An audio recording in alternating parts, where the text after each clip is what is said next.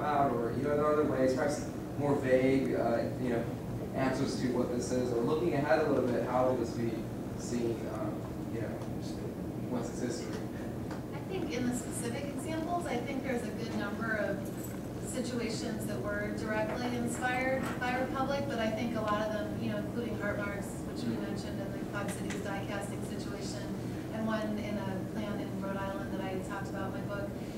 Workers were really inspired, to do direct action because of Republic windows, but they didn't ultimately turn out to be successful, for any number of reasons. So I think, and probably, the more people try a similar tactic and it doesn't work, and just also as the Republic windows occupation becomes further in the past, the level of confidence and inspiration for actual direct, using the same tactics, I imagine will get weaker and weaker. And if you want to take a really cynical view, it is easy to say it hasn't had much effect at all. But I think in the bigger sense, kind of like you were saying, just the idea that workers said, wait, we do have rights, and Congressman Badir has made a sort of Marxist analysis that people have rights to the fruits of their labors, or I think that was almost like a bigger, in some ways a bigger statement that instead of people, because you hear so much about workers laid off, even though being laid off is such a common situation now, still people feeling ashamed or dejected or just kind of scuffling away. And so I think just the statement that people stood up and were angry and proud, and then that resonated with such a large segment of the public. I feel like that probably had a more lasting impact than the actual strategy, which was very specific to the situation. I guess too, I would say, again, it needs to be seen in the context of these emerging developments in the labor movement that are looking for a new way forward. Talking again about worker centers, Adam just had a very good, we're hoping it's going to turn out to be a really good experience with worker center form of organizing, winning a really good victory for a couple of workers here a little bit. You should talk about that at some point again. But yeah, and you've even seen the mainstream labor movement having to respond to this now. A few years back, the AFL-CIO and Change to Win and so on, were pretty much worker centers were, they weren't too interested in them. They was, they weren't even sure what whether they were friend or foe, pretty much.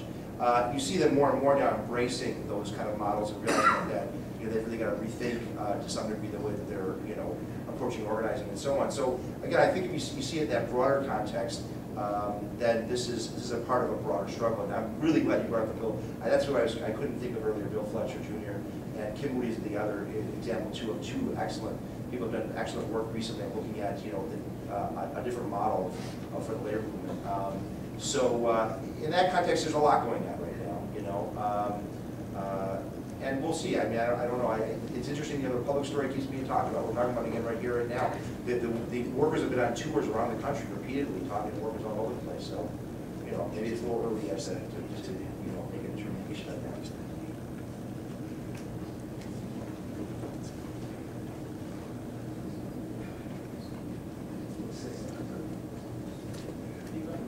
Is there someone else who hasn't spoken yet? All right, was there somebody that speak before? Go ahead. All right, I'll go ahead. Thank you. Kerry, you were talking a lot about the media, and you made a point about Rosa Parks and how the media likes to play up the spontaneity. And in fact, the reality is, as Jerry was pointing out too, that there's a lot of organizing that goes on behind the scenes. And the media has media meaning the corporate or the capitalist media, has a favorite narrative that people, the good individual stands up and things change spontaneously. But the reality is, sometimes that's true. There is an element of spontaneity. Sometimes people just get fed up and they take actions and they say things that they never would have believed that they would have done or said. And I imagine there's some of us in the room who've done that. Probably more than a few. And that's true, and that's a real element. But this organized, conscious, socialist, or communist element has played an incredibly powerful role in many of these developments. For example, the Flint strike. How many people here are familiar with the Flint sit-down strike? It's been mentioned here before, right? The only reason that it happened, no, that's the wrong way to say it. It's not the only reason. The key element that unlocked the potential of the workers at Flint to organize a union for which they were desperate was the fact that there were communists who had been beaten politically and had struggled for years to relate the larger ideas of class struggle and capitalism to the actual concrete realities of daily life in the factories. And the only way they could make progress and actually organize it was they had to know who were the brown nosers, who were the people who were the sellouts, who were the people who were buddy-buddy with the managers, who were the people who would betray somebody for racial or other reasons, who were the union, there was an established union there.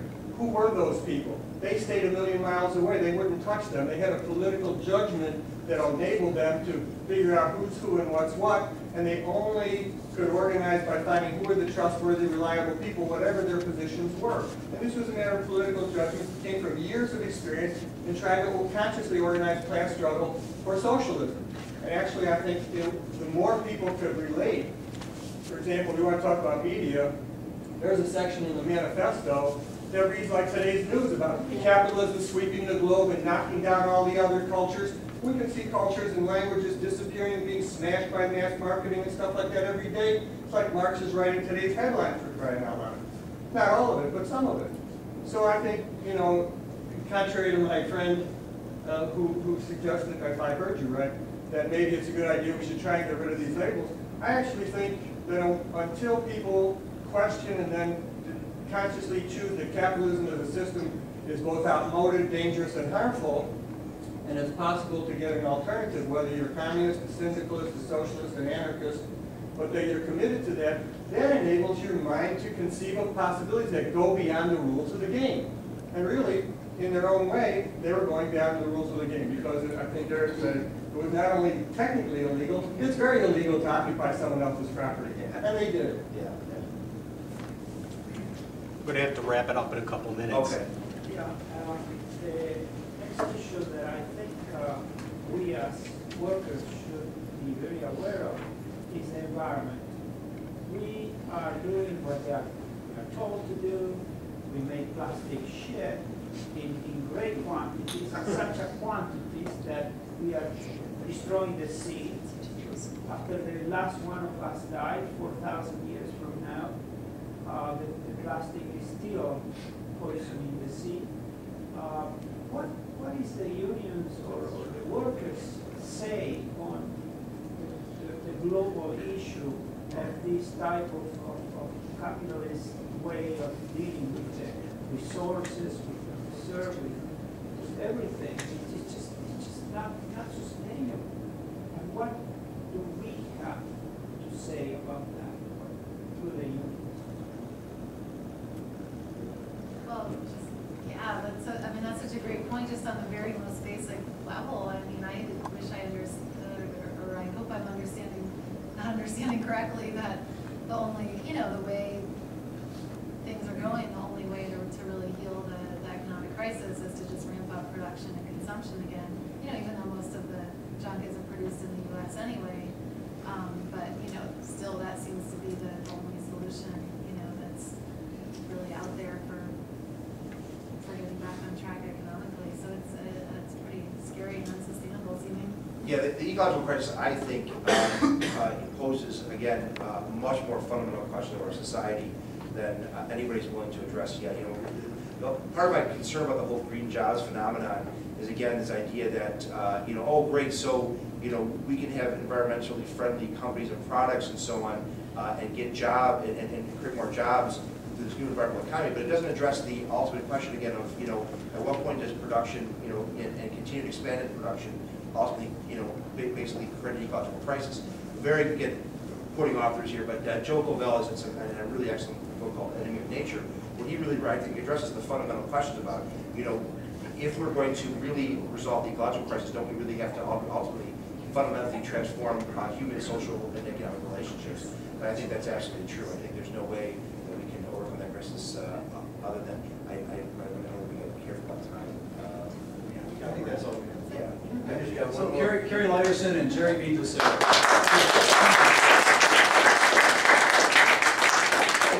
Jerry, you have copies of the book?